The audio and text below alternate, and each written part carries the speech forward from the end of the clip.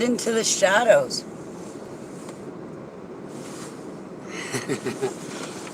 All right, so I was thinking about some things this morning. Oh, wait, let me not forget my introduction. Good morning. My name is Holly Baclio, your hostess with the mostest. I am currently broadcasting at 6:30 a.m. Eastern Standard Time in my beautiful garden home state of Nazi, New Jersey. I want my HTV. All right. So my winter weathery advisory from HTV is this. We're in a lot of trouble, people. Um, so I got to talking to my alters because I'm triggered this morning. I don't know why, but I think they triggered my beta program. Why? If you guys know the why, can you answer in the comments section or chat room? Why would they trigger my beta? I'm upholding my celibacy vow, but why would they trigger beta?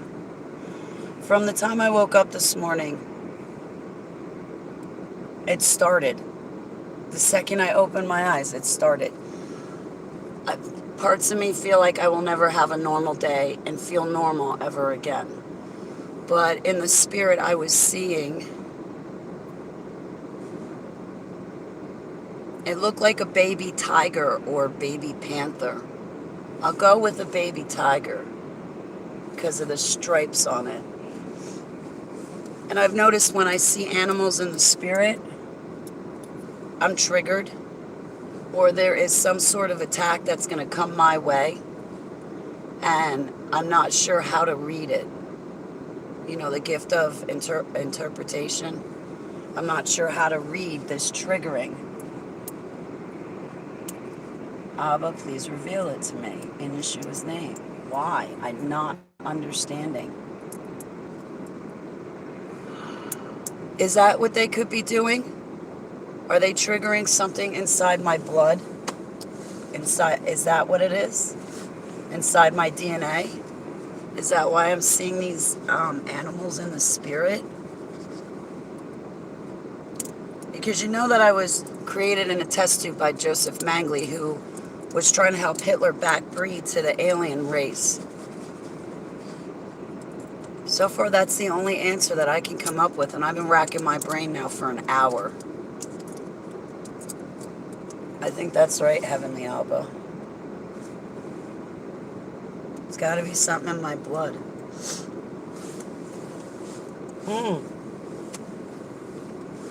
I never had this topic of discussion with you before, and I'm going to have it now. Ebola. Nobody's here. This is going to be an easy conversation. Everybody should probably be hearing this part. Ebola. We created that.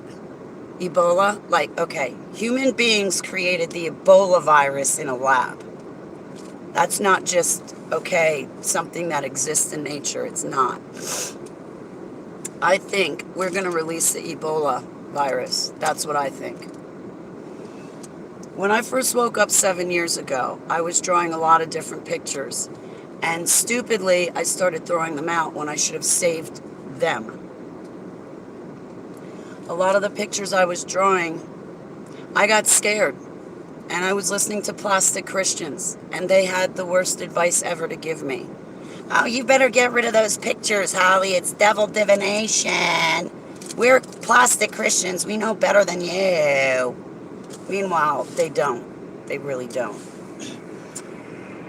I should have kept those drawings because my alters were drawing the programs, the projects, and things that they could remember.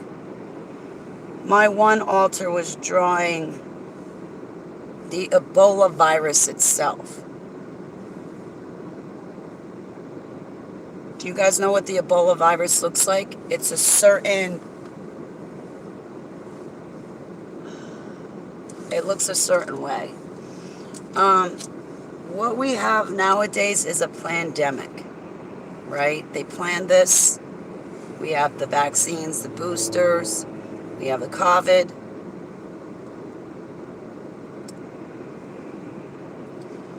Well, this was like a beta test. We all knew it. Back in 2020, we all knew that what China was going through was a beta test, and they were going to bring it over here in the States. The real bacterial infection that we're going to be faced with, because COVID's not bacterial, it's a virus. And you guys all, we've all turned into doctors and scientists over the past year and a half, so you guys should know what I'm telling you to be the truth. I'm not lying, right? Well, going forward in the future, there's going to actually be a bacterial virus that they will let loose, and it's Ebola. So when it's released, we're going to go through news reports like we did back in 2020, the beginning of 2020, when we went into the lockdown here. Do you remember going through the lockdown? They wouldn't let you out of the house unless you had a mask on. You'd see people in the grocery stores with gloves and masks and just done up like they're going into surgery, right? Okay, that was, again, it was kind of like a beta test. See who's going to do what, how people are going to react, and who are going to be the people to listen. In the future, it's not going to be a pandemic like what we have. In the future, they're releasing Ebola. It will be a bacterial infection, and we will be stepping over dead bodies. Do you remember the reports at the beginning of 2020 when we had the lockdown? Their reports were their statistics, even the CDC, the WHO, politicians, everybody was smudging the numbers. They were smudging the numbers so much that it had everybody scared to death to even drive their car without gloves and a mask on, right? Guys, it was a virus. You can't get a virus by touching stuff like that. Bacterial infections such as Ebola, yeah. Then you'll want to leave your mail outside for about a week to make sure whatever's on it does die off before you go touch it. My altar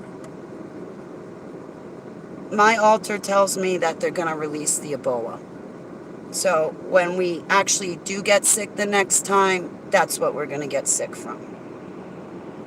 And we humans created Ebola in a lab. It's not something that was just out in nature.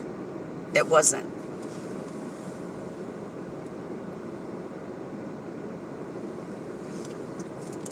So that's what my triggered altar has to say about that. Please feel free to rewind to the first 8 minutes to see what I'm yipping about. So my HTVs winter weathery advisory is this. Go get a relationship with Jesus before it's too late. Get covered in the blood of the Lamb because you're going to need it. You're going to need it. We're all going to need it.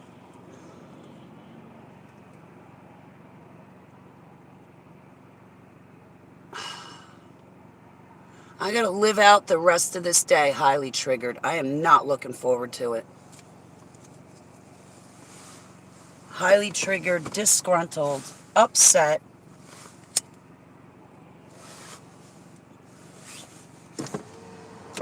And doing all the wrong things, as you can tell. I'm stumbling already. This is my stumbling block. I don't know why the 27th has stuck out in my head so much. Why today has stuck out in my head. The 27th. And what's going to happen today? Watch, nothing will happen and it'll be a dreary day. I think this is the day I quit my cigarettes for good. You wouldn't be able to tell that since I have a cigarette currently in my hand, but I think today's the day. The other issues I was having, which you guys know what they were, they're resolved now. Like the other situations that I was having a problem with. I'm taking care of myself. I'm doing better. That's not a sin anymore. I'm taking care of myself, trying to. I don't covet. My mouth has gotten better. I don't sound like a sailor. I don't think like a sailor. That's a big thing, is not thinking like a sailor. You know, with the F-bombs and stuff. Right now, it's my cigarettes. I'm down to one thing, and it's my cigarettes. I smoked a cigarette in my house yesterday. That's a sin. God told me not to. He also told me not to smoke in my car. I've got to give this up. It's not... It's just, I've got to give it up. There's no other choice about it. So, but I've been pretty good denying my flesh. My irritable bowel syndrome attacks from last week, remember, guys? They settled down. They settled down, so that's good, because I won't have that pain driving me back to this. I get in an IBS attack or start vomiting, yeah, the first thing I'm grabbing for is a pack of cigarettes. Give me my nicotine. And that's not the way to go. I need to be Abba. I can deny my flesh. Just give me the Bible. Give me the Bible, Abba.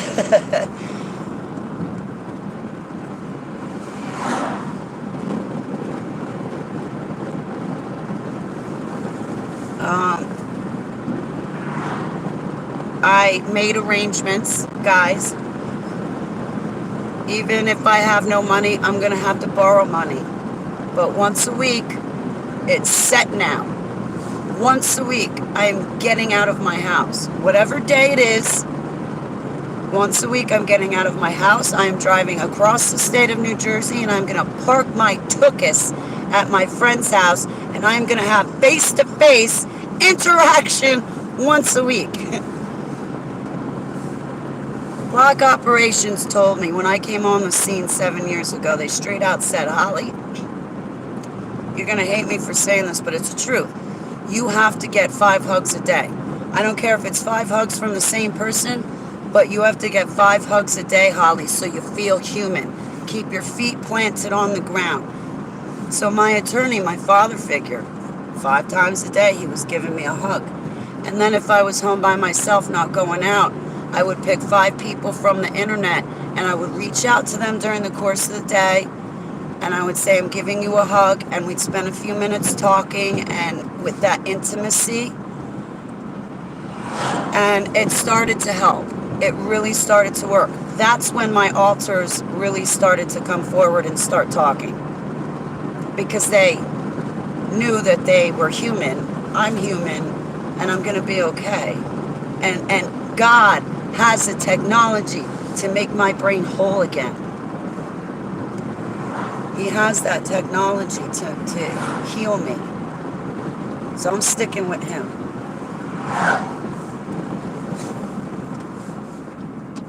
I need headlights for my car because I don't have high beams.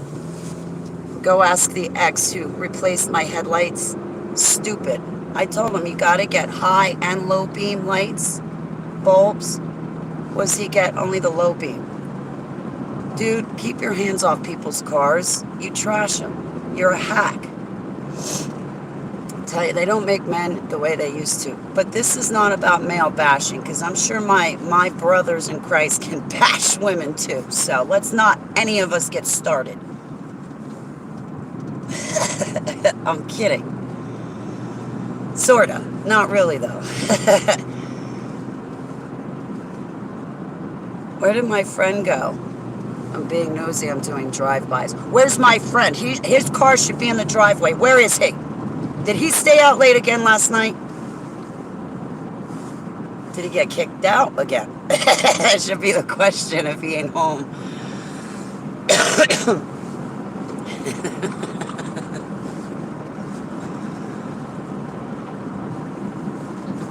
That's the water company right there.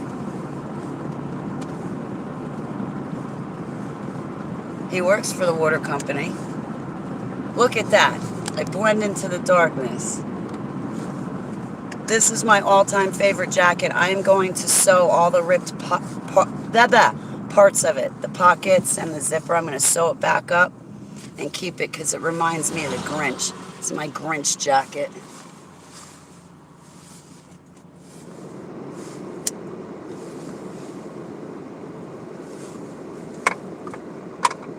I don't even smoke a cigarette properly. I have a few drags and then it goes out.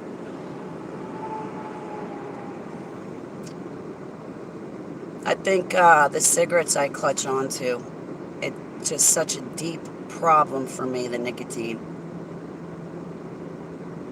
I gotta fight harder. I don't want to lose Bridge because I don't want to lose any of you because I'm struggling.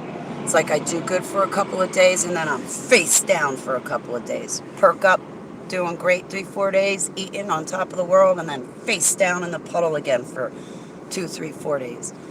I hate that back and forth. It's like, just let me get a foothold, Abba. Let me get a foothold. I get a foothold and then something else falls apart.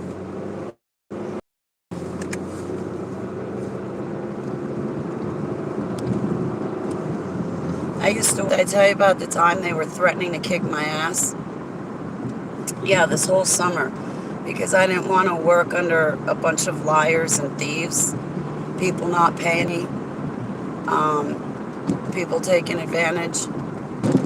I wanted to like get one day a week where I could go work. You know, one day a week, go make some money so I can buy food, not ask you guys to help me financially. It didn't work out like that, and I can't find a one day a week work thing to get me out of the house, and that would be really nice. So instead I went to my friends and I said to them, you know, one day a week, can I just come sit with you and hang out? Joni, I love you, sweetheart. It's great to see you, honey. I'm so glad I got to meet you and talk to you.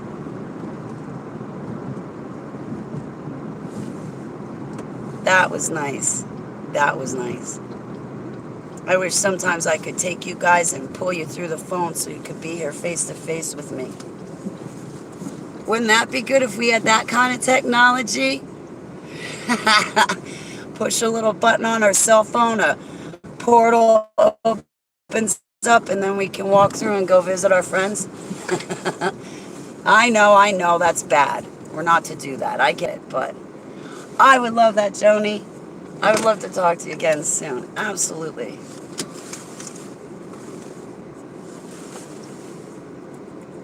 Absolutely.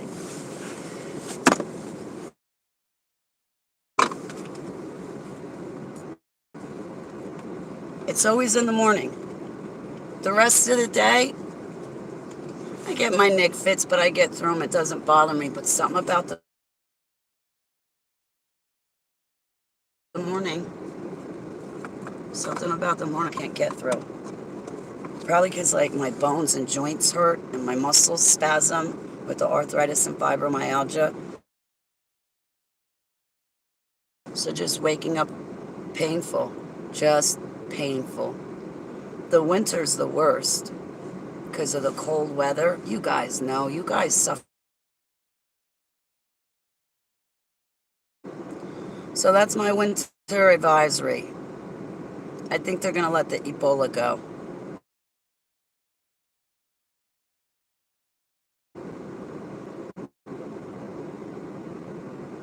You've been up all night, sweetheart? I'm sorry.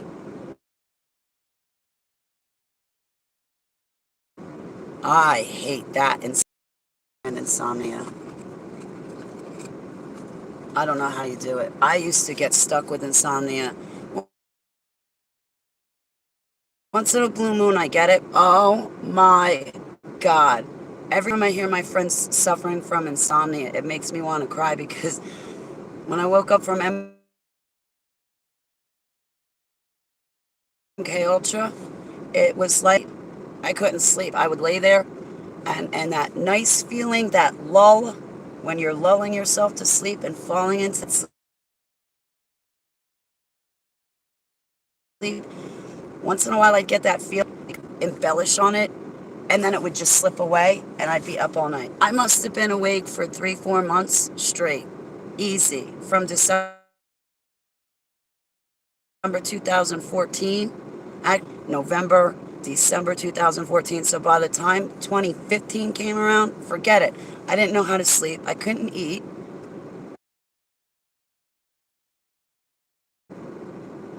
God, isn't there something like if we don't eat for a certain amount of days and we don't drink for a certain amount of days, we die? Well, what's this about not sleeping? It's I'd be dead by now. Like, oh yeah, when I woke up from the MK Ultra, I couldn't sleep. I couldn't talk. I couldn't eat. I couldn't. It was like I forgot how to go about things. When I woke up from MK Ultra, like, sorry for the buffering, but here I'm home, right? So this would be point A. Okay, here's my house. Say I have to pull out the driveway, drive past my house. I hate this buffering. It's starting to tick. With MK Ultra, what happened to me? Okay, so this is point A, my home. You got 3 houses right in that church. So,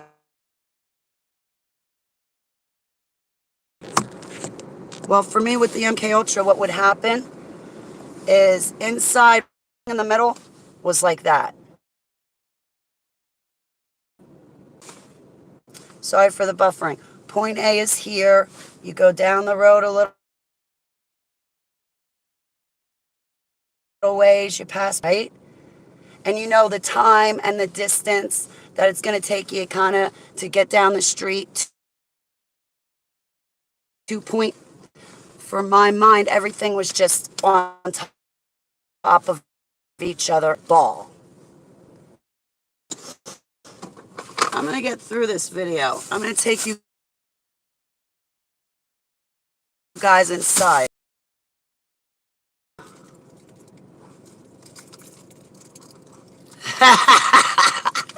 I love you. My dog's up there. We'll have to get our dogs together one day, Steve and Mo, and give them a play date.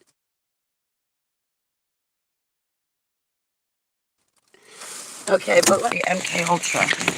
So I would get to the end of the road and I would know, okay, or to the end of the driveway, and I would say, okay, I know the church is to the left, but how do I get to the church, right? Because point A and point B would be botched up on top of each other. So I had to learn to breathe. And I know it sounds stupid, but I had to learn how to breathe. Take my time. And when I drive down the road, sometimes to me it would seem like, wow, I should be by the church by now. I should be to the church. So I would stop and turn around and go back home. It was like everything was just on top of each other. I couldn't space anything out. Places, time, distance between the places. It's like fibromyalgia. If you guys ever had fibromyalgia when you were first diagnosed with it, it would happen to me. I would be driving down my home road that I grew up on, and all of a sudden I would forget where I was going, and everything would look familiar, but I couldn't remember where I was or where I was going. And a lot of times I would get in panic and start making turns and just get myself even more lost. So I had learned, back in 2004 and 2005, when that would happen to me, just to breathe, pull to the side of the road if I had to, but just drive straight. Don't be making any turns. Just calm down. If you get to the end of the road, you can always make a U-turn. Just breathe, Holly. Yeah, it's such a scary feeling, Steve and Mo. Well, that feeling that I got from fibromyalgia, like that scary feeling, I was having that when I woke up from MK Ultra programming. Same thing, except I think I have to say the MK Ultra scared me more than the fibromyalgia. Because it was every single time I got on the road. It was every single time I went to drive somewhere. It took me probably a good year to get rid of that urgency in my stomach, to get rid of that scared feeling. And it took me a year to really try to get my brain to think through a situation like that. I probably didn't explain it well. Kathy O'Brien, she's a great one. She explains things very well in her books, but oh my God, guys. Once in a blue moon, yeah, I still bump into it. It still happens to me where I'm like, ugh, I wish I was married so my husband could drive me because I can't drive. But that's what it is. It's like point A and point B and point C, they're all botched up together.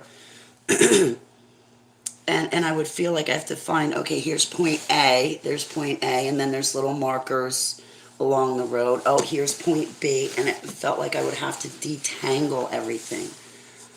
Like my dreams and visions when I woke up 7 years ago. I had so much going on in my head. I asked God, I said, can I start drawing this stuff? Is that okay? Because some of the stuff that I want to draw, it's not of God. It's not of you. I can tell it's the kingdom of darkness. But Abba said, that's fine, draw. So I started drawing my dreams. But then I had these other memories of the super soldier days. I started to draw them. Well, I think after about 3 or 4 months, once I had about 60 drawings, I took them and I laid them out on the floor. Because like everything was botched up in my head. So I just started to draw things. And draw the pictures I saw in my head. So about after a few months, I had about 50 or 60 drawings. I laid them out on the floor.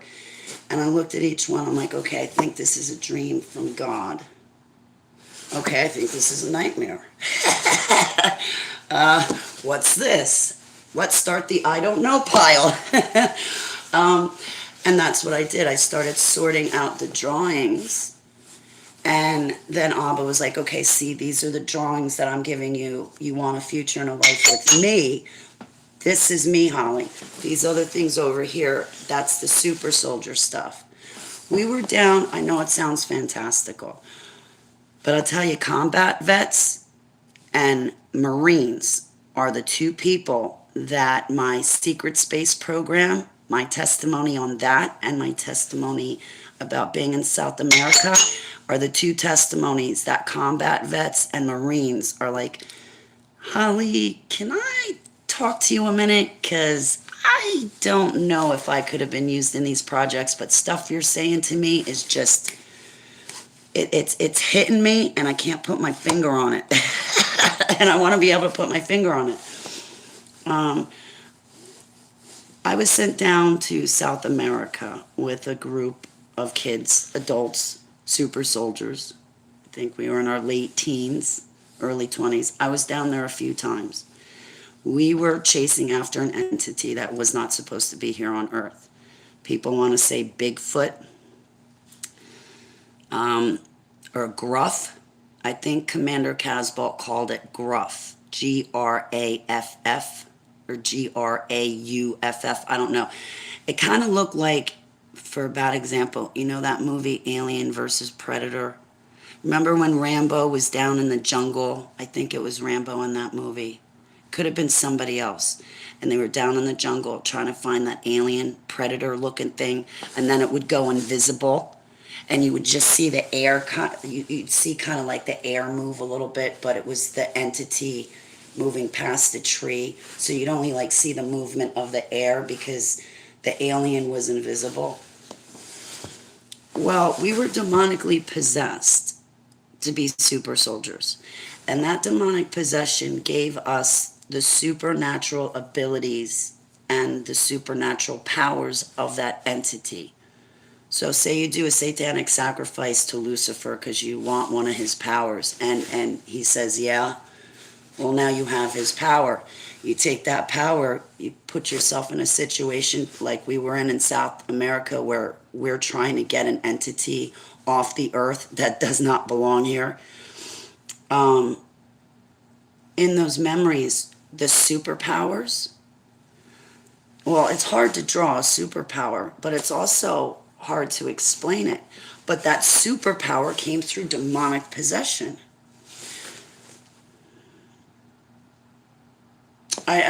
When I was an active super soldier, I remember waving my hands. And when I waved my hands a certain way, it seemed to put up a shield to protect whoever was behind that shield. And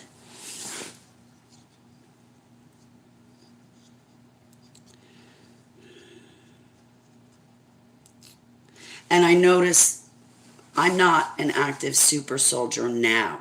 I'm not. But I noticed I still have those same typical characteristics.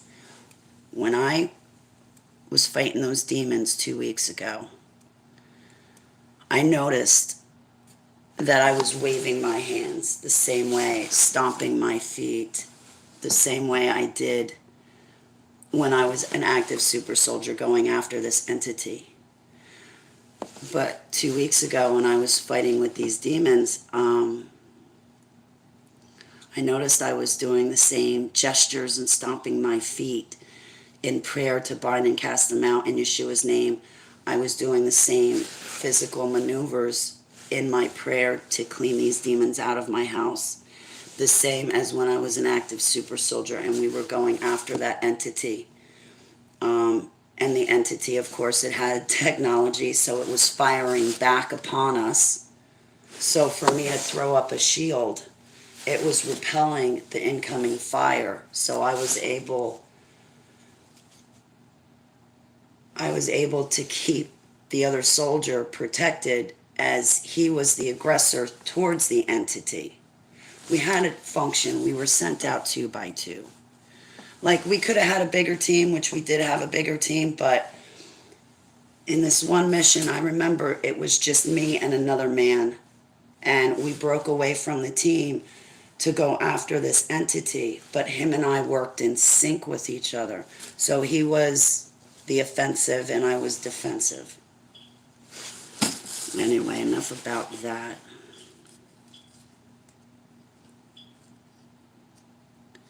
My intestines hurt, but it's a lot better than it was.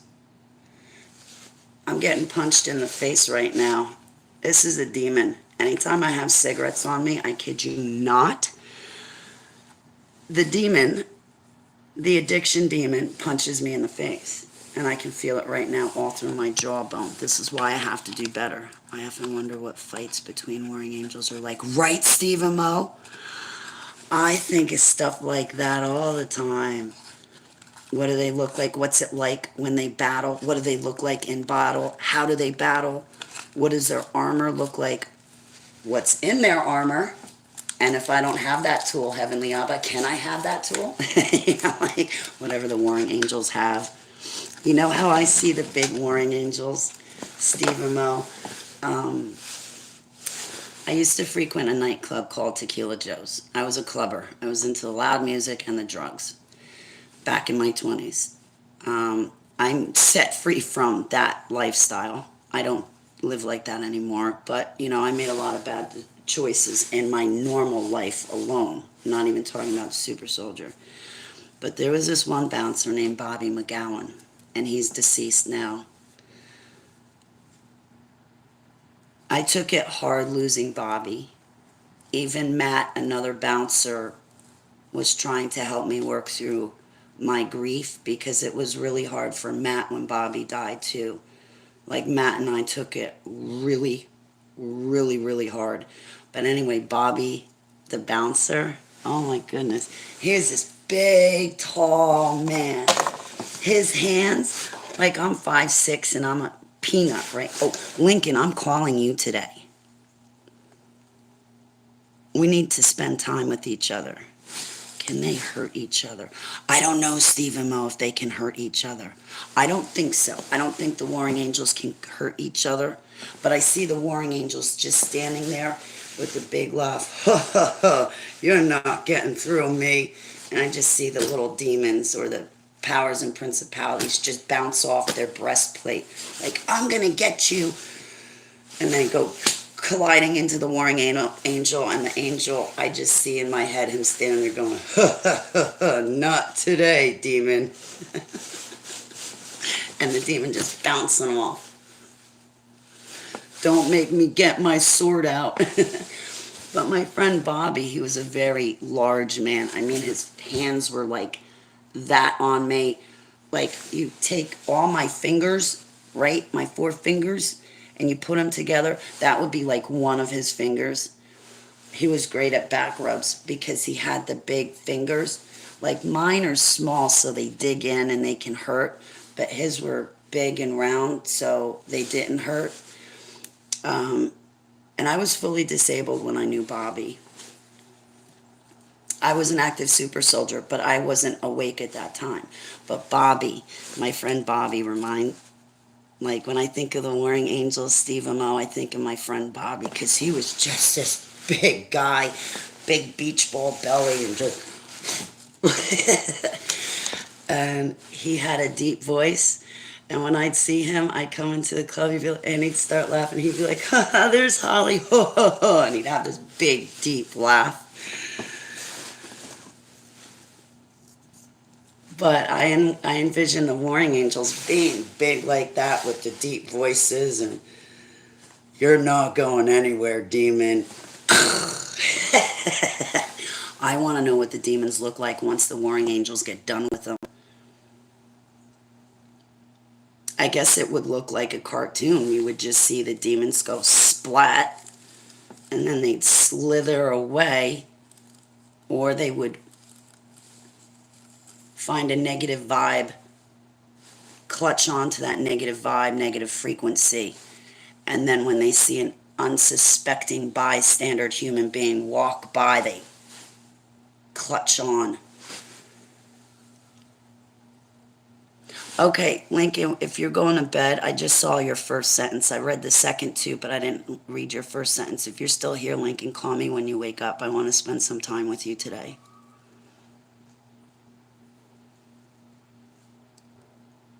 And we'll be praying for you to sleep well. All right, guys. Just some guy. I got to give you a call, too, at some point.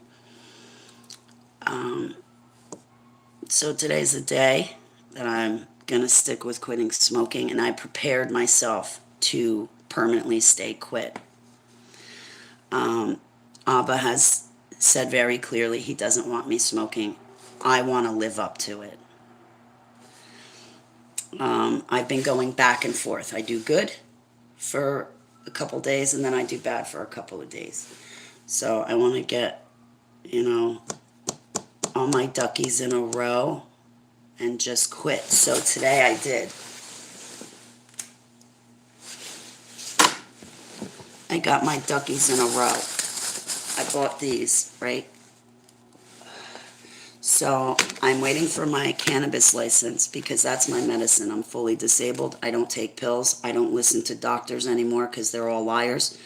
I'm fully disabled. I am not a healthy person. So my doctor is Heavenly Abba. My prescription is Yeshua, and everybody else can see their way out of an A and B conversation when it comes to my health. And I was told that I'm not born again because I'm using cannabis, medicinal cannabis, instead of morphine, Percocet, Ambien, Klonopin, Valium. Don't forget Levcinex. What other medicines was I on? Belladonna. I was on high and low blood pressure pills. They had me on some other heart pill. I can't even remember the name of it. I was on 33 prescriptions. And Abba said, Holly, I gave you the plant.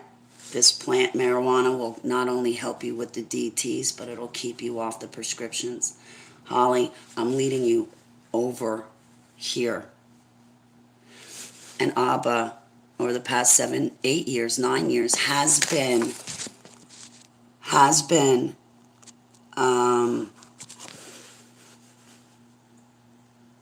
sorry, I love you, BW444. How are you, honey? I was in prayer for Brenda yesterday because of the gang stalking. And I was asking Heavenly Abba, will you show me who's doing that to her? Because I want to go cream them. And I was like, yeah, I was going to tell you until you said that you were going to go cream them, Holly. No. That, Holly, that's my wrath to dole out. That's not for you to do. But, so, okay. So, like, 7 years ago, I love you so much, sweetheart. You're such, I love you. I bless the day we met. I started, that was just this year, BW, where I started to trust, take a leap of faith on people. And it started with you, honestly. It started with you. Because I called you and I gave you my number. And I'm not usually like that. But this year I've been learning to trust other people and let them into my personal space. You know, not everybody is out to get me, you know, and I want healthy relationships and bonds and stuff. I'm always in prayer for Brenda. If I can do anything, let me know. I think she has my number,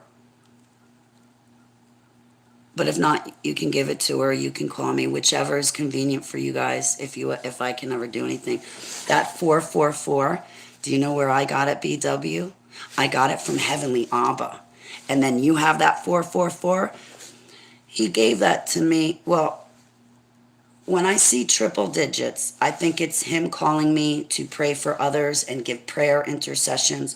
So 4 would be creation. So I would pray, don't let people get abortions, have husbands and wives make amends so they stay together.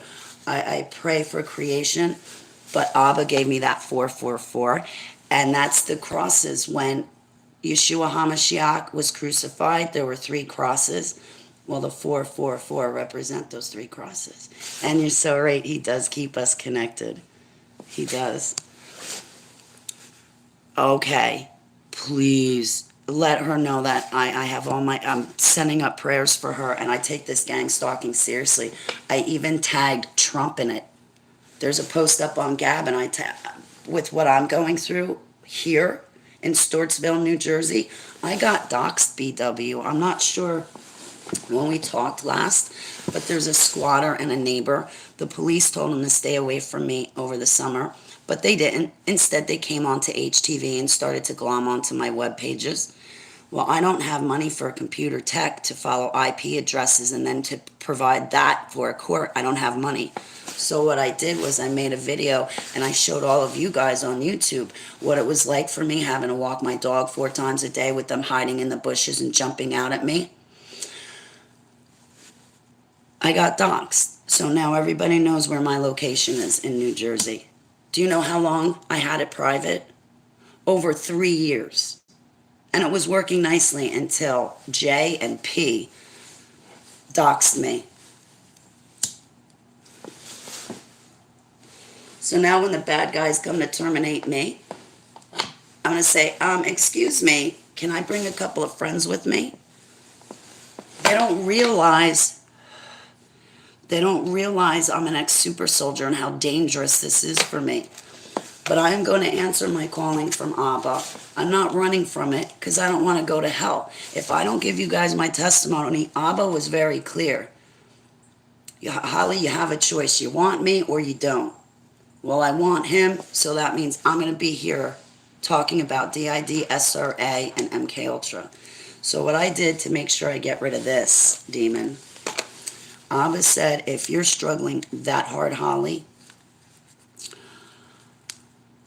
this is an in-between time for you right now, Holly. When I get my license, I can get the edibles. But until I receive my license in the mail, I'm stuck with flour to smoke. Depending who I get it from, I could eat it. I just take it from the bag and eat it. I'm after the effects it gives my body because of the pain that is in my body. But Heavenly Abba said, Holly, I want you to give up the smoking, even smoking the weed, even smoking weed. I want you to like get the edibles. But he said, if you're going to struggle that bad with a cigarette, Holly, take a little bit of your marijuana, wrap it up, and smoke it that way. I don't want you with nicotine anymore. I want you to get rid of the addiction because it's a demon. So I got rolling papers.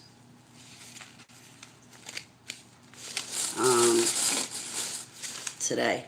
So no more cigarettes. I quit the drinking, but we knew I was only falling into a bottle because I was being gang stalked by J&P. I got off my Coca-Cola. I don't drink Coca-Cola anymore. I'm past that addiction.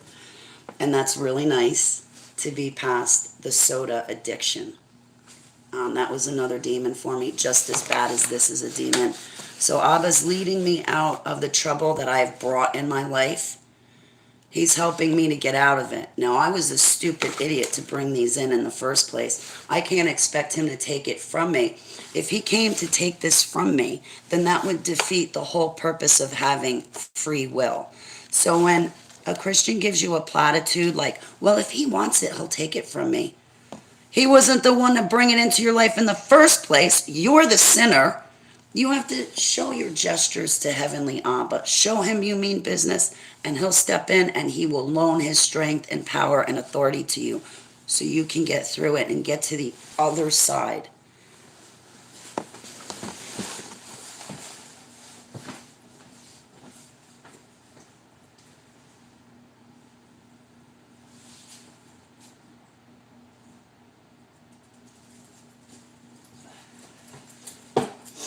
So I'm sticking with medicinal cannabis as my prescription. I am still born again. I am very close to Heavenly Abba. And if any Christian wants to say that that seal on my forehead and my profile picture is anything less than what it is, then that's blasphemy. It's complete blasphemy because God doesn't make a mistake. Maybe, for some of these people, there was somebody that came into my chat room and said, I'm not born again because I use medicinal cannabis as medicine instead of a prescription bottle. And we all know that prescriptions, pharmacia is pharmacon. It's alchemy and sorcery. And because I don't want to use alchemy and sorcery, some Christian is saying that I'm not born again because I want to use medicinal cannabis. God gave me the plant. He didn't give me a bunch of prescriptions. He, in fact, said to stay away from all of those prescriptions. So for you guys out there, don't you let the body of Christ bully you. It's your health. Most of those people are healthy anyway. What would they know about being sick? They know nothing. So don't let them get to you. Don't let them destroy your faith or your relationship with God because they are undereducated, ill-equipped, and not prepared. Now, I'm not here to question anybody's salvation, but I will question what voice a person is listening to. God himself tells you and me, test the spirits. And I do. I won't question your salvation, but I will question what voice a person is listening to. And I think that a lot of people, a lot more Christians, are listening to the voice of Moloch than they are listening to the Holy Spirit. They rely on methods and techniques to bring Jesus to you. That's not heartfelt. It's not heartfelt. Abba told me, I don't expect perfection from you. I expect your heart. And Holly, don't go back, don't go back, don't go back, don't go back. He was screaming, Holly, don't go back, so loud at me 2 weeks ago, and I couldn't understand why. There must have been something he was seeing that I didn't see.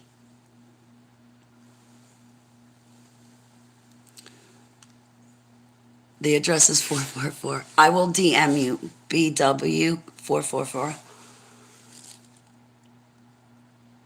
They can't touch us. I will DM you, but I'm in Stortsville, New Jersey. My doors aren't open. I don't want anybody doing drive-bys and crap like that, but No more cigarettes. The Illuminati asked me to come back. And you know, with the way I was treated by the body of Christ,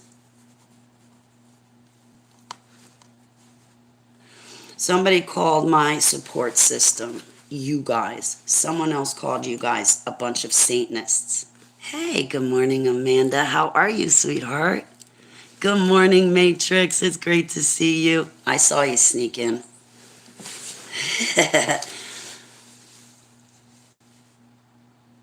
A bunch of Satanists because I use medicinal cannabis.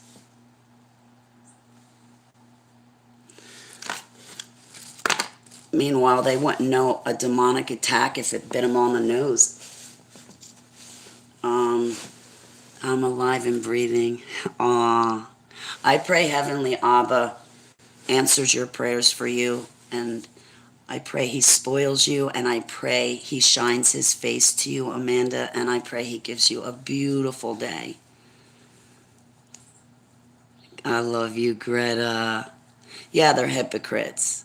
Yeah, they came into my chat room, didn't realize that I was cleaning my house out so Abba could dwell in my house. And they come in my chat room rebuking people. You can't rebuke people. Then they come in my chat room trying to bind and cast down my altars. They're me. My altars are me. It's just I'm stuck at a point of trauma and torture. You can't bind and cast down my altars. What are you doing? Oh, well, there's a method, the master's course. There's a method to deliver Jesus to people and get people saved. And I'm going to go into Holly's chat room and target it and target her with my methods. And meanwhile, we're all saved in my chat room. And meanwhile, we all know what an altar is. And here comes this little plastic Christian. I'm going to bind and cast down Holly's altar. I'm going to get her straight. I'll show her in her chat room a thing or two. Doesn't work like that. Aw, thank you, Amanda. And meanwhile, he's rebuking me, trying to bind and cast down me as a person, and I'm cleaning my house out so Abba can dwell inside.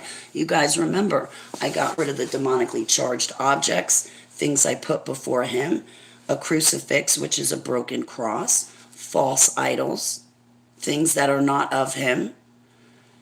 And meanwhile, the plastic Christian comes in my chat room and has got no idea what's going on. Because had they had an idea, they wouldn't have been speaking to me the way they were. It's like, well, you're not helping me do anything as far as cleaning out my house and moving closer to Abba. You just decide to bring your condemning spirit to my chat room. You are not appreciated.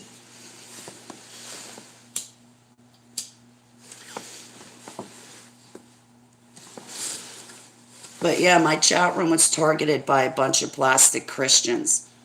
So I was targeted. And it's like, why are you taking a street preaching class and then turning around, going to find another Jesus lover and then preaching to them to be saved when they're already saved?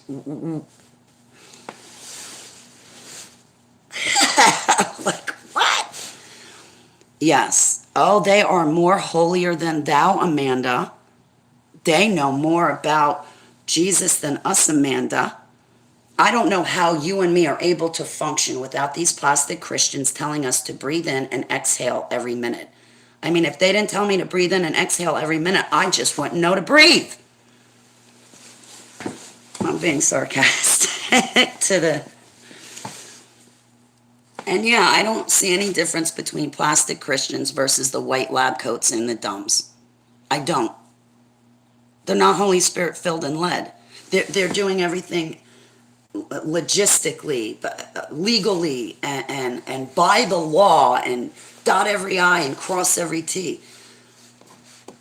That's not Jesus.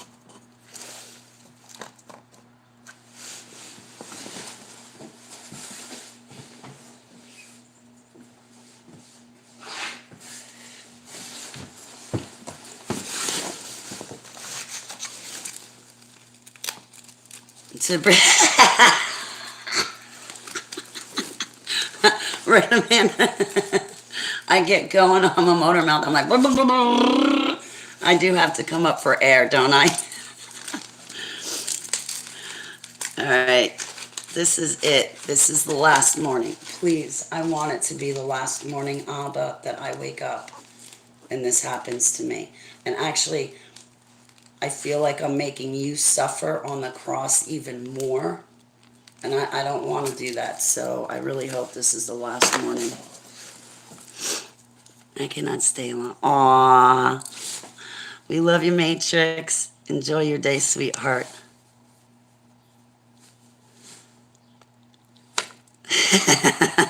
Thanks, Amanda. Definitely. Definitely. It's the last one.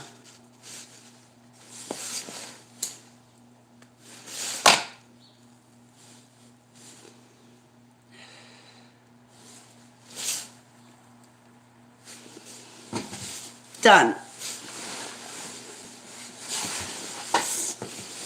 No mas. No mas. No more cigarettes. So if I really get real bad, then I can use my medicinal cannabis to get rid of the cigarettes and stay rid of them. I can't believe I quit for like a month and a half smoking and vaping, and I went back to it like an idiot.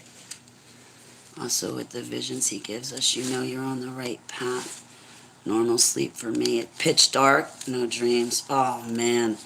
Amanda, a couple of times, Abba took my dreams from out. I didn't have any dreams, and it was just black, and I was able to sleep, and it was really nice to get that kind of rest. So I thank him for that rest, and I thank him for taking the dreams from me for a little bit. You just had your last cig also. I'm going to be praying for you, sweetheart. I'm going to be praying for you. It's hard. Yeah, it has been really peaceful to sleep lately, and I'm really grateful for it, because a couple of times, Amanda, in all honesty, those dreams and nightmares, I fell into a box of wine, turning them off. I'm sorry, but that's the truth. They get to be a little bit too much. I needed a break. I was like, I'll give you one more night, Holly, and then downloads for you.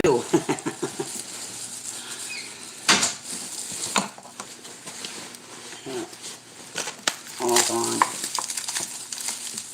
I can feel Abba going, yay! She's fighting. Good. Abba's going, yay! I can dwell in Holly's house because she doesn't have nicotine in her house. And she puts me number one in her house. Good morning, Colleen. How are you, sweetheart?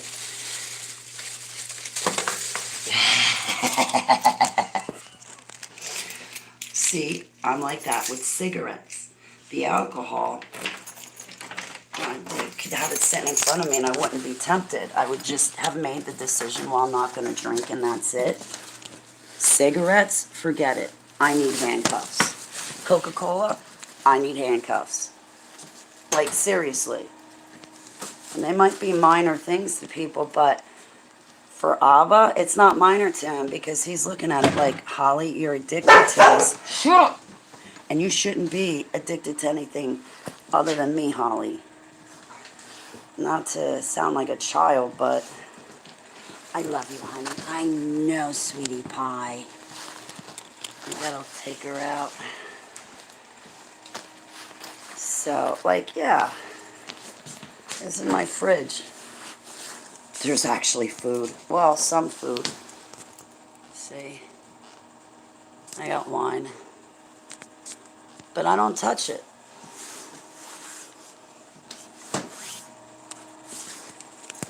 I touch it for communion now. I'll be honest.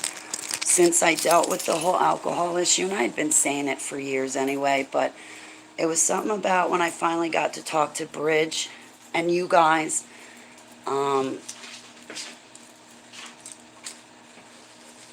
That, I don't know, just a weight was lifted off my shoulders. And then some of you guys, too, you guys get dreams and visions.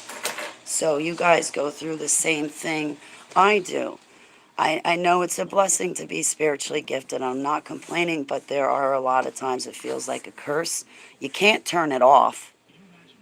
You know, oh man, you know how many times I had to flee from a friend's house or flee from being online because all of a sudden my spiritual gifts kicked in and then everybody's lighting up and I'm seeing all these things and it's like, oh God, I don't want to know. I don't want to see it. I don't want to know.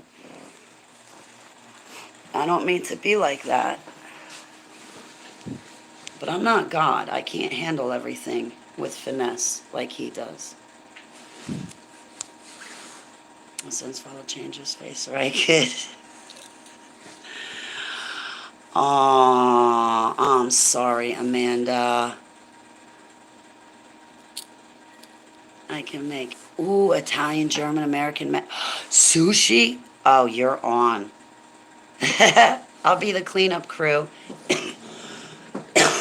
Stop. It's a blessing and a curse. It is. It is.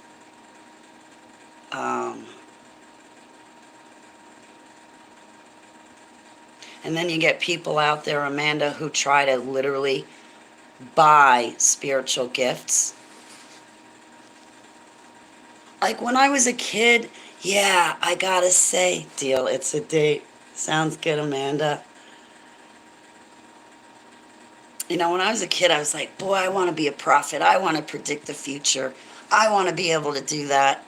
Now as an adult, I'm like, oh, Abba, no. It's not glamorous. It's not cool. I don't like it. It's nothing that I thought it would be. And I think prophecy comes in many forms.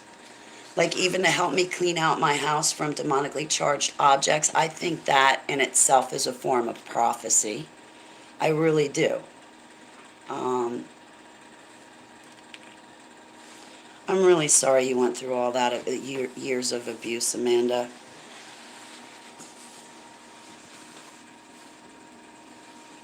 There's something all over my table and I don't know what it is. But,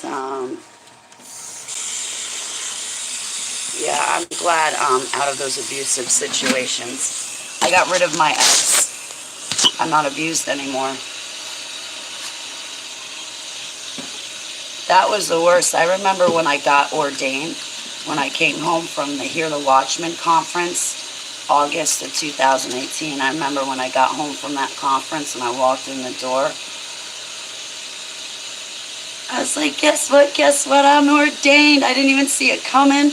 I was supposed to go for the whole conference, but the ex of that time wouldn't let me go because his friends needed a dog sitter and he needed to use my car.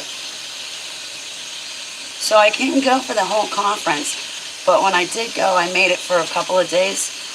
Anyway, I came back from that Hear the Watchman conference ordained, and I was like springing my step like a 5-year-old kid again. So high, so happy, like so elated. He literally knocked the smile off my face. Not more than 3 weeks later, my lung was collapsed. I walked in the house, I was like, listen, I'm held to a higher expectation, and I've been telling you. Well, now that I'm ordained, I don't want your cocaine in my house anymore, and if you think your kid can't tell it, that's what you're doing, you're sadly mistaken. Kids have that kind of sixth sense. They kind of know when their parents are doing something wrong. Well, I don't want it in my house anymore. And if you want coke, well, then why don't you pack up your crap and go? Because I don't want it. I'm held to a higher expectation. Now I got that. Not that I wasn't before, but now I got the documents in my hand, bucko. I don't want this life. 3 weeks later, I'm in the trauma unit in ICU with machines on my legs to keep the circulation going, oxygen, and doctors standing around my bed saying, if you don't breathe, you're going to die. We're going to have to put a tube in your lungs. All because I got ordained. always make themselves important, and you feel bad. I get that feeling knocked down. Right, Amanda? Okay.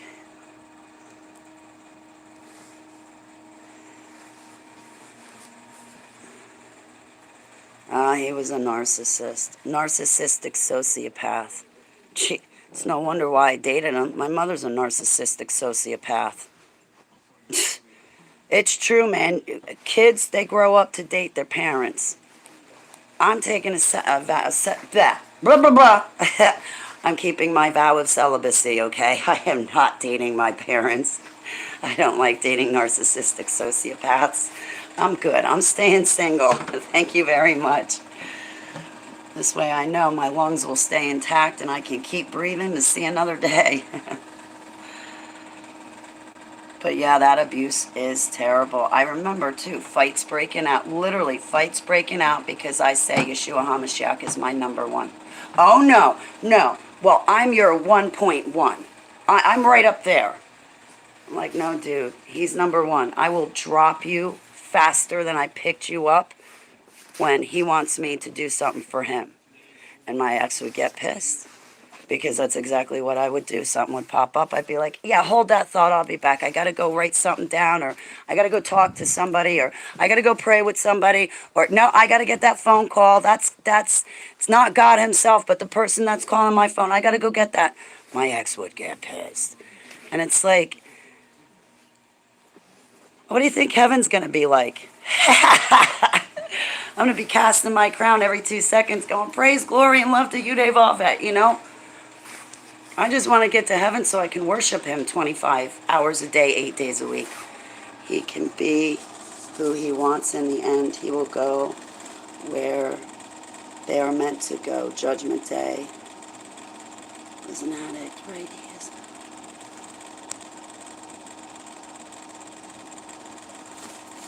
Wow. Wow, Amanda. I'm really sorry what you went through. I'm glad to be single. I'm glad not to be with my ex. Like, I wake up every single morning. I kid you not. Still to this day, I wake up every morning and I say, God, thank you for getting me away from my ex. And Abba, thank you for getting me away from those plastic Christians in Maryland and back up on my feet and back up with my own home again. Every morning, I kid you not, I thank God I am not with that ex and I am not with those plastic Christians that drug me all over the U.S. in 2019 because of battered women syndrome. Those are the same Christians that were literally trying to buy my gifts with money. I asked to show me. Sounds so hard that weekend. Oh, wow, Amanda. That's another thing. Getting back to our spiritual gifts, I don't understand how people try to use money to buy it. Because I'll tell you what, if I had a choice, I'd be like, nah, keep your spiritual gifts. I want to be a normal, bland, play Jane type of person. Abba won't give me the gift of healing hands. Well, it's not that he won't give it to me. Heavenly Abba told me, he goes, when the time is necessary, and you go to pray for somebody in the future, when the time comes, and I want you to pray for full curing and healing, Holly, you will be able to have that prayer, and I will fulfill that prayer for somebody in the future. But to just give you healing hands, that gift, no, I won't do it. Because you're going to go out and you're going to heal everything, and I don't want you to do that. It's not in my will that everything get healed.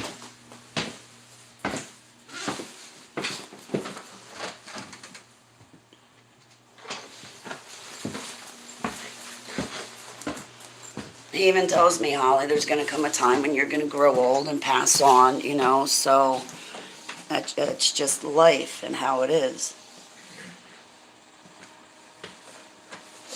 I know somebody that's got that gift of healing hands, and me, I would probably take it and heal everybody.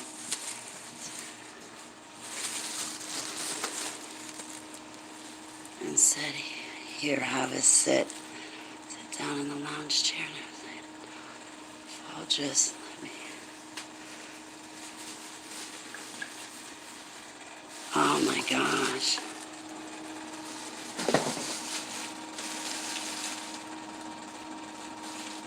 Oh wow, Amanda. I wish I could jump up and down on clouds.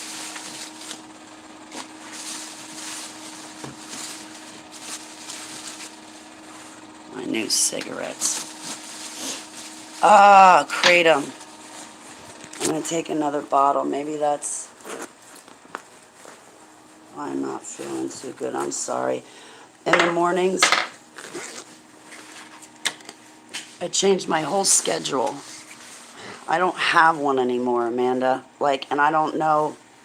I guess maybe it's good if I don't have a schedule, because then Abba can just say, this is what I want you to do right now. Okay, it's lunchtime, Holly. Come over here and do this for me. Okay, it's dinner time, Holly. I want you to go do that. If I have a schedule, I kind of just stick to the schedule, and then I don't budge. And I used to sit on YouTube for 8 hours in the morning. Then, you had the day, and then in the evening I'd be on YouTube watching online churches and ministries until I fell asleep. But I kind of stopped doing that. But I stopped doing that because, again, Abba was like, Holly, why don't you just read the Bible with me? And if you have questions, he could still answer them for me. But maybe it's just better that I sit and read my Bible myself. That way I don't have churches and other people interpreting a book that's already interpreted, and they won't then put their spin on it. And I can just get the truth. And I have to smoke, but you're right, he is able to talk you. Oh, the nausea in the mornings, Amanda, it's the same thing. You just explained me. I get the nausea, I get the vomiting, I get the irritable bowel. I have irritable bowel syndrome, so it's painful, but my intestines spasm, and I get the vomiting every morning. It's always the same with the cigarettes, and I want to change it. I don't have money for cigarettes, but I don't want the addiction. It's something that needs to be changed, but yeah, the mornings are the worst. The rest of the day, even to go to sleep, I'll be fine. I won't even want a cigarette or think about it. It's just the mornings is always the worst. My one friend, Bridge, she's like, that's how the demons get you. They're going to attack you at your weakest, and your weakest is in the mornings. So that's when they're going to drill into you. And I noticed that that's also when I'm most likely to use the go-to. That go-to. Like, I have music I go to. I have the cigarettes I go to. I have to be more aware to teach satanic stuff without others knowing. And yep, same here. Yeah, you got to be careful with the churches, especially if you're DID, SRA, MK Ultra, Pizzagate, Super Soldier. You guys have to be extra careful, you survivors.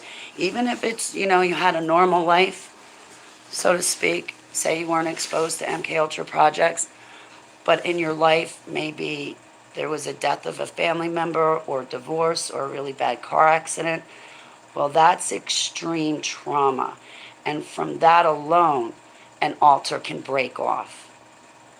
I have a friend that's got an altar solely because he was in such a bad car accident. It was from a car accident. They had to use the jaws of life to get him out. He was in a coma for 5 days.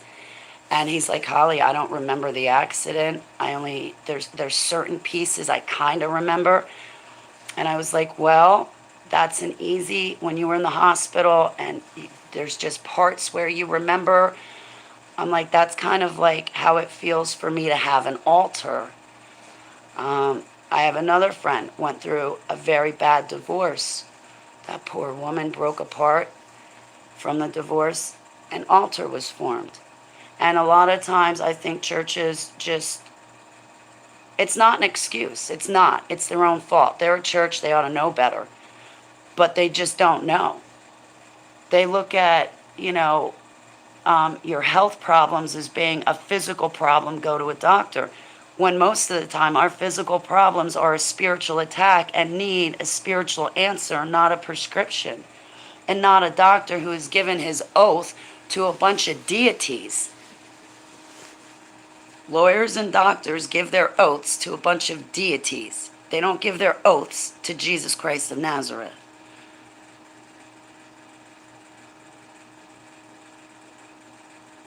Wow, Amanda.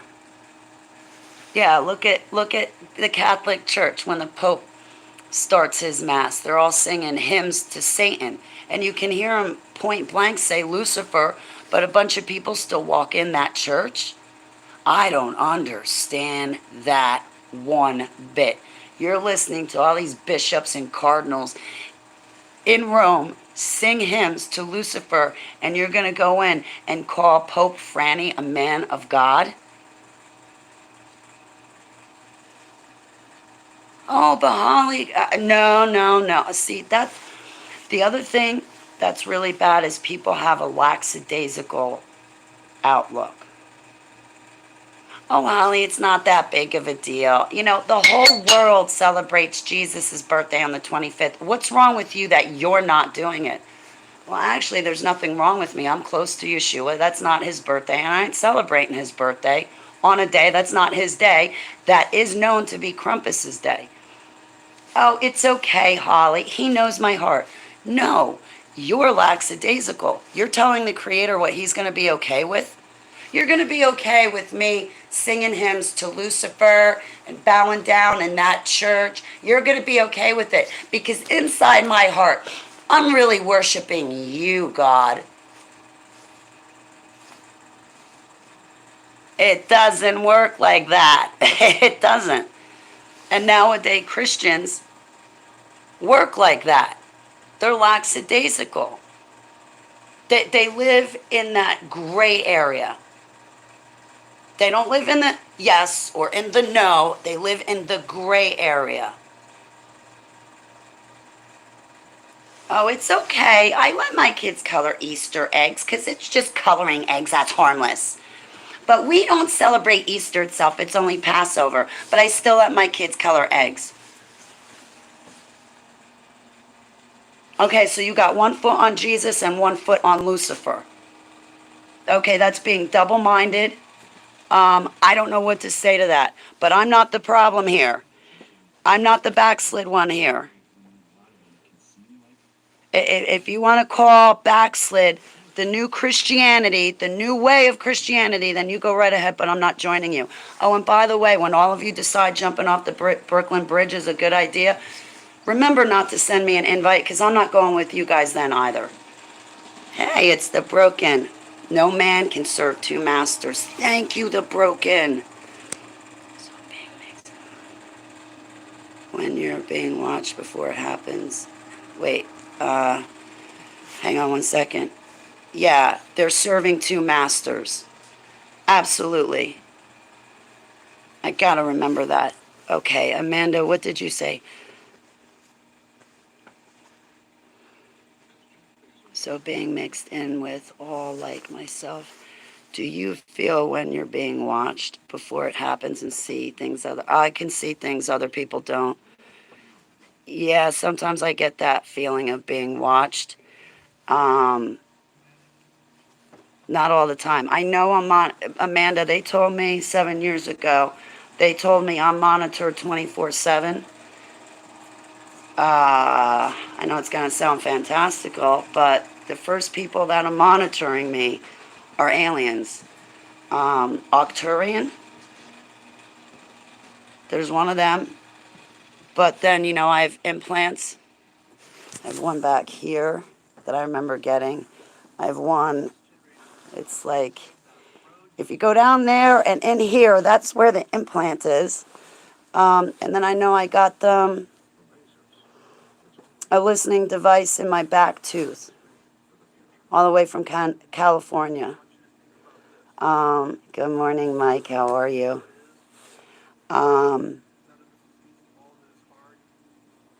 So I know that humans monitor me. 7 years ago, voice-to-skull technology was used on me. V2K. Oh, my God. I think I know who used it on me. And when it was used on me, they were making sure that I was awake. And they made sure that I knew I was a super soldier. And then the next thing I know, Commander Casbolt's in jail. I was like, wait a minute, wait a minute. I just woke up. There's some people I gotta find, and Casbolt's one of them. What do you mean he's in jail? And that's the one person I need to talk to. Yeah, for 3 days, man, they had me going as I walk to get a drink and watch the guy and my dad. Really? Wow, Mike. Iowa. Going to Orlando, then Dallas. I'm jealous. I'll go to Dallas. That would be fun. Orlando would be better. I could go for some sun and some warmth. Go tackle Mickey Mouse. Let's go raid Mickey Mouse's castle.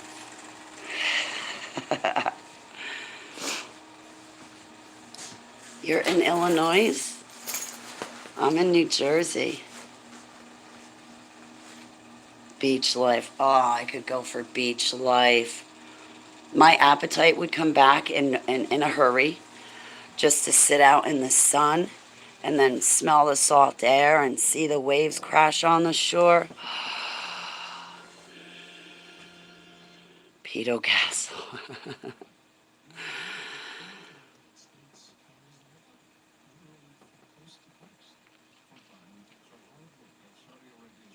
For cracking a mouse.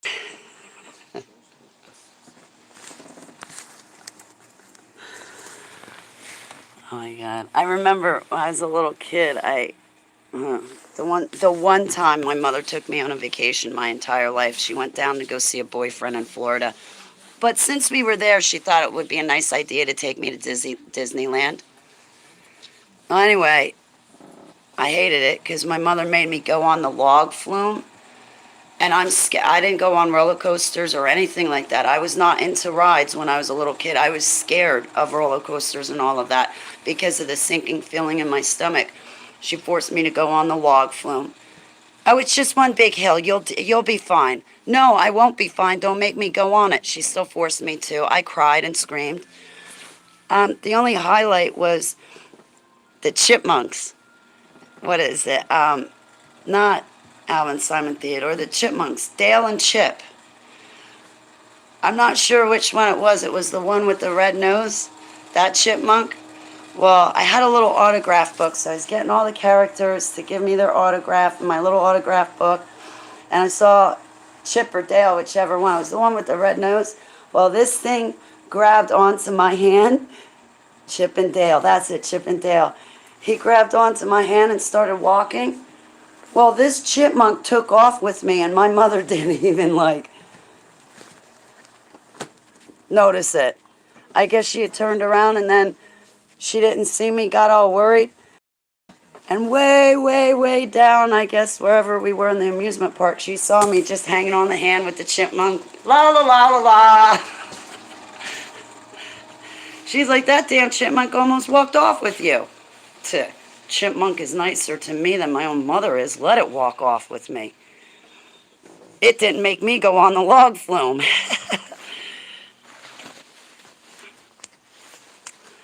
Alvin, Simon, Theodore. Do, do, do, do, do, do. I used to watch the chipmunks.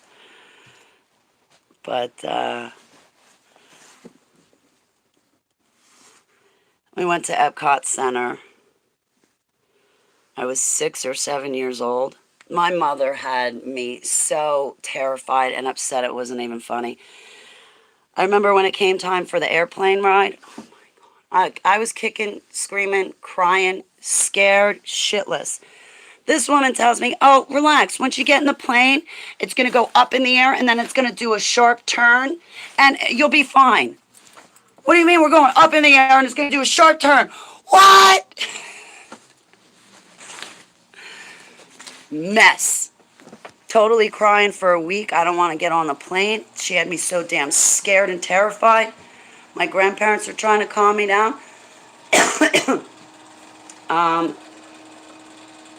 Terrible. That woman was just hideous. We're lucky to have a loving mom. Mine? No. Mine dropped me on my grandparents. She only came to see me when it was convenient for her or when she could use me as a pawn. My grandparents. Now my grandparents. My grandmother was a loving mom. My grandfather was a loving father to me. My grandparents are my parents. They always have been. My mother would go, oh, yeah, I know why you like Grandma and Papa. It's because they spoil you. No, woman. They actually love me. They care about me. They kiss my boo-boos when I get hurt. You don't do any of that. The only time you want to see me is when you think having me along when you go visit a man is going to score you brownie points with the man. So you want to hear what my mom did to me recently? She gets on my YouTube channel and puts up a little comment. Oh, my daughter used to take $20,000 out of the Mac a day and do ketamine, and she would have sex with anything that moved. Hey, Donna, you told me I can't use your name, but yet you get on my YouTube channel. That's public with your name. You just gave me permission to use your name, Donna. Secondly, what you don't know is that everybody's read my autobiography. You're my mother. You haven't even read my autobiography. My friends, they already know all about that. And no, it wasn't $20,000 because I didn't have $20,000 to take out of the bank every day. And if you're so worried, Donna, about how I learned how to do drugs and have sex with everything that moved, it was because of you, Donna. My first cocaine, the first line I ever did, it's because I picked your lockbox open at your house as a kid, and that's where I got my first line. The first joint, Mom? First few joints, guess where I got them from?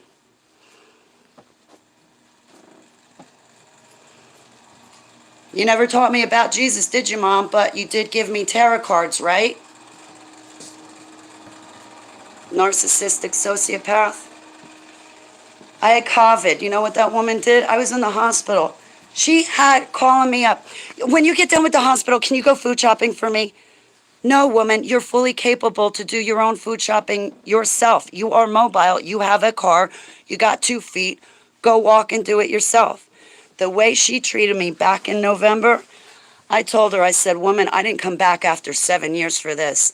I came back because God's trying to reach you. Because if you don't get right with him, you're not going to heaven. Where Dad is? Yeah. That's a big no for you. So, that's it. She's done. She didn't raise me anyway. She was never my mother. My grandparents were my parents. To get on my YouTube channel and talk to me, your daughter like that, that is disgusting. That is sick, disgusting, and sad that a mother would say that about her own daughter.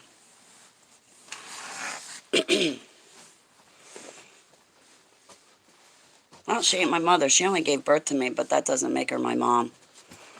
It makes her a breeder, not a mother. All right, guys, on that note, I'm going to get going. I've been yipping for an hour and a half. I don't know if I'm going to come back. I'll probably, if I get like a good idea to do a good show, I will. What I'm focusing on this year is my broadcasts. I got to get fringeradionetwork.com. My application's working, and then my focus is doing broadcasts. and trying to get you guys as much information and as much love as I can possibly give to you guys. And I'll let you know, come here and hang out with me because I will love you the best I can. I remember going to Mexico, something fell off the plane. Tom Sawyer Island. And not want to be found, the broken 76. Said, only reason I wasn't given back to the system is because God would have made.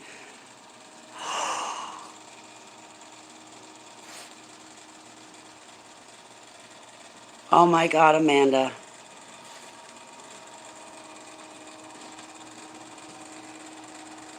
Oh my God, Amanda, I am so sorry. Like, I'm angry at that woman. I don't even know who she is, but how dare she? Yeah, my mom told me, oh, you were a mistake. But since I was pregnant with you, I figured, why not marry your father? He was a mistake too. No, woman, you're the only mistake in the equation. Paradoxical Q. The devil has corrupted the parents for a long time. You are so right. My prayers to you, Paradoxical Q. It makes us stronger.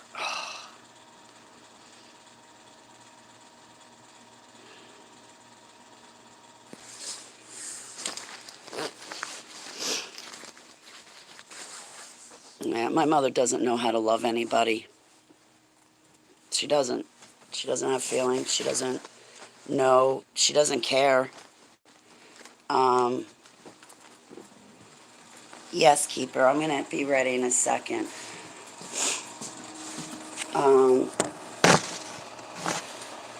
So I'm done with her. I'm done with her.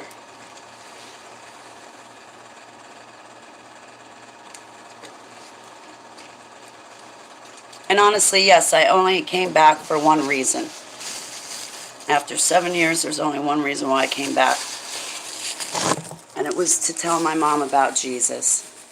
I told my mom that 7 years ago, Heavenly Abba, I'm going to tell you guys this one last story and I'm going to get gone.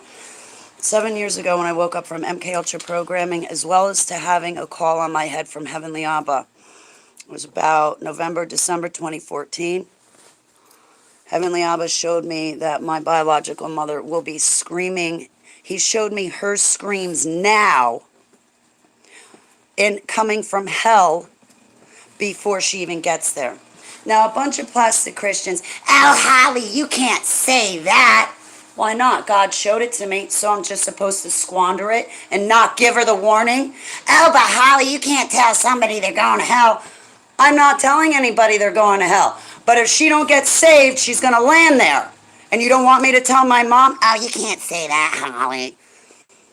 No, you can't say it because you're a powder puff who doesn't know the real God. You know a version of him, but see, the version of a truth still isn't Yeshua. It's only ever going to be a version, not the full truth.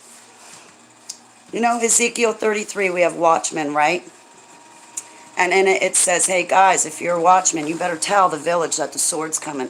Because if you don't tell the village that the sword's coming, their blood is going to be on your hands. So I took that vision and I went and I told my mother, I said, God showed me you screaming in hell now before you get there. Now, to avoid you landing in hell to be screaming to begin with, which is the screams I'm hearing in my ears right now before you get there, I got to introduce you to Yeshua, get you saved, get you baptized, get you set free, and get you started on a relationship with him. I even told her, when my stepdad died, I knew I should have called him his last birthday, and I knew it was going to be his last birthday. I had that feeling. And I did, and I called my dad. I called him a month and a half before he died, but nobody in the family gave him my message. My mother didn't give him the message that I called. Nobody knew what hospital he was in. Otherwise, I was going to grab my ordainment credentials and go and be like, listen, I'm an ordained minister and you got my dad here. Bring me to him now. I stayed away because of the nastiness of my biological mother. I give you my prayers and love, Amanda. I want to be able to shelter you so that can never happen to you again, Amanda.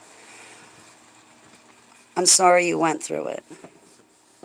But I pray you have a beautiful future with everything you need in that future. Sorry I'm saying everything wrong, Amanda. But anyway,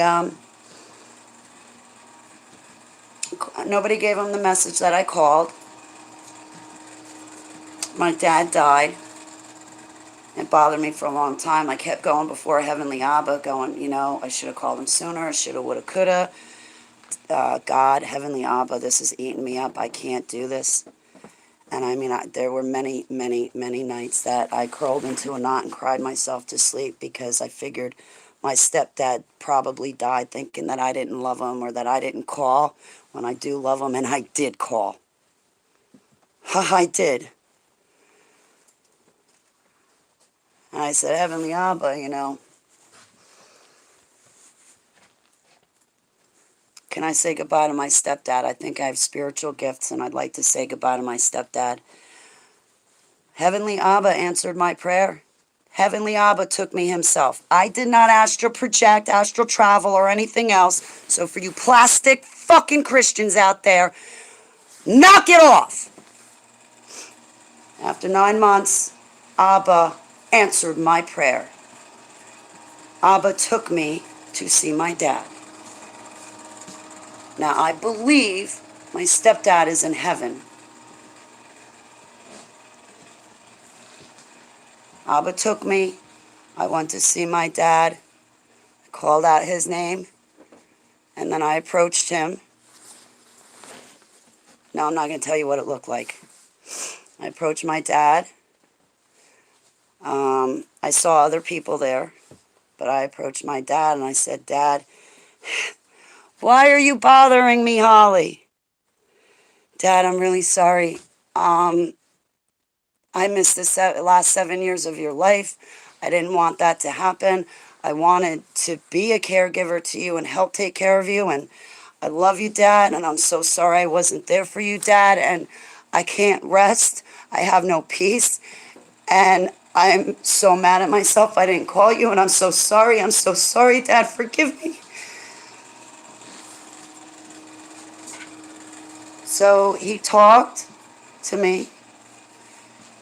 He said something about my sister, for me to take care of her. And then he said something about my mother. And then I said goodbye. Actually, no. I said, I'll see you later. Because I will see you later. I love you. And then Abba brought me back. I did not astral travel. I did not astral project. And I'm sick and tired of these damned Christians railroading me, turning my words around and then going, but Holly, no, that's not what I said. That's not what happened. That's what you want to make it, which it's not. So anyway, I went and I gave my mother the message. I told her I visited Dad on the other side. God let me do it. God took me. If God didn't take me, I wouldn't have been able to do it. Duh! And I don't go around God. When he says no to me, the no is no. It stays no. I don't go around him and go to some other deity to get accomplished what I want. I don't do that. No is no.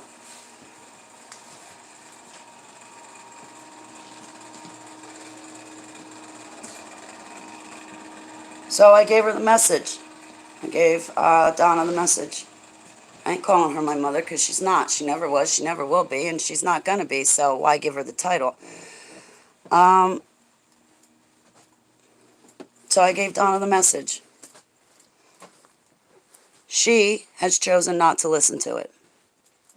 Her blood is not going to be in my hands because I did what the Ezekiel Watchman 33 Ezekiel watchmen are supposed to do. I told her the message. Her blood is not going to be on my hands. If I get a message for one of you guys like that, guess what? I don't want your blood on my hands either, so I'm going to come tell you. And for you plastic Christians out there, maybe you'll finally wake up and realize you're listening to Moloch, which is the fake Jesus, and maybe you'll get on board with the real one. Get rid of your pride. Stop turning the Bible around into something that suits your lifestyle so you can feel better being a sinner. Sick and tired of that crap too with these plastic Christians. The body of Christ, 80% of them is plastic. Trust me, I've met them. I've been looking for the real true blue Hebrews, Yeshua lovers. Instead you get lying Jews all the time. It's frustrating.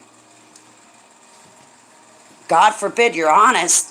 Oh, did you hear that, Holly? She can't be born again because she's just too honest to be born again. Yeah, it's because I'm not a powder puff. I don't go for fluff and sugar coating things. I don't have a magic wand. And I'm no twinkle toes either. And I can't pretend to be.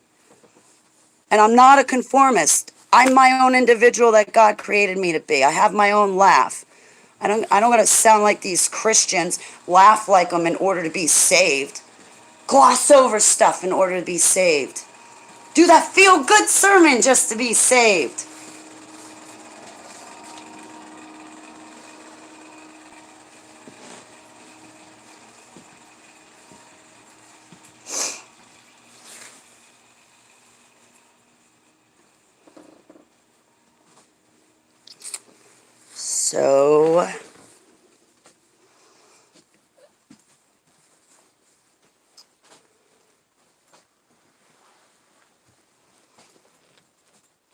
So yeah.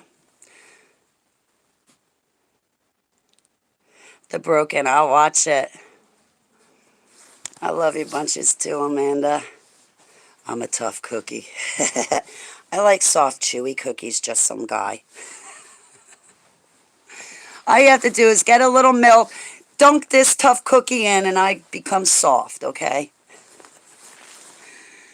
All right, guys, I'm going to let you go because I'm going to go spoil my little dog. She needs a really good walk. If I take you guys with me, it's going to buff her.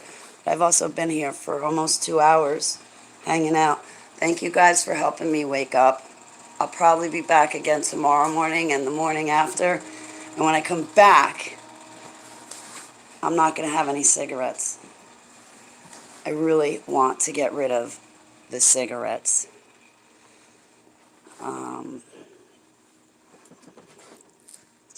I hope you have a beautiful day, Amanda. It was really great hanging out with you guys. Joni, The Broken, Just Some Guy. Amanda, you're going to make me cry. I'll never be able to make my mom proud of me, but the fact that I can make you proud of me, it means the world to me. Geez, I want to make someone proud of me. Definitely you. I love you, I love you, I love you, I love you. Okay, so what's on my agenda? I definitely got to speak to Lincoln. I'll try to get back to my emails. But honestly, that's for 2022. Honestly, my priorities are answering your emails that you sent to me and catching up and broadcasting. That's it. I might write a second book in 2022, but we're not there yet. I already started writing a second book. Shh, don't tell anybody. You are you. Thanks, Amanda. I'm proud of you too, Amanda. Thanks for sharing your testimony with me and talking to me. And it's 1 hour, 44 minutes, and 44 seconds. Abba always draws my eyes to that. 144 or 444, 333, 111. But that 144, I got to tell you, I'm always seeing it. And we got a story in the Bible with 144,000 seals. So you know what the next question is that I'm going to say to you guys, right? Are you guys a part of the 144,000 seals? Are you? Because I keep seeing what time it is. And it's starting to make me think that I'm in really, really great company. Well, I know I'm in really great company, but are you guys the seals? I love you. And yes, I'm asking you because I see that closeness between you and Heavenly Abba. So I thought I'd ask. Plus, I keep seeing 144. You guys got to be the SEALs, right?